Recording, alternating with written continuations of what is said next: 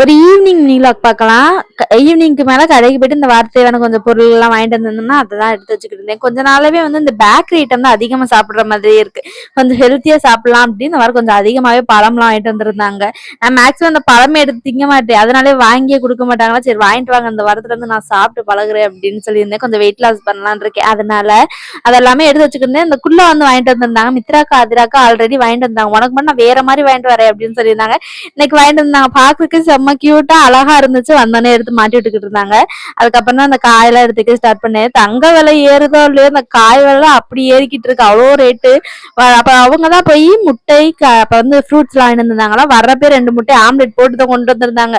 அதனால அதெல்லாமே எடுத்து கழுவி வச்சுட்டு நைட்டுக்கு டின்னருக்கு வந்து தோசை வேணுமா இல்ல நூடுல்ஸ் வேணுமான்னு ஹஸ்பண்ட் கேட்டிருந்தேன். அவங்க மேகியே செஞ்சிரு அப்படின்னு சொல்லியிருந்தாங்களா, அதனால நிறைய வெஜிடபிள்ஸ் எல்லாம் போட்டு மேகி தான் செஞ்சிருந்தேன். இந்த முட்டை வந்து வரப்ப 2 முட்டை ஆம்லெட் போட்டு கொண்டு வந்தாங்களா, அதுல நல்லா இல்லாத முட்டையை மட்டும் எடுத்து அப்படியே பொரிச்சு அதுல போட்டுடலாம் அப்படின்னு பண்ணிக்கிட்டு இருந்தேன். முட்டை வந்து ஒரே இதா போட்டா ஒரு மாதிரி இருக்கும் கொல கொலன்னு. இது மாதிரி தனியா எடுத்து போடுறப்ப சூப்பராகவே இருக்கு. சூப்பரா டின்னர் சாப்பிட்டு முடிச்சாச்சு. அவ்வளவுதான். ஓகே, பாய்.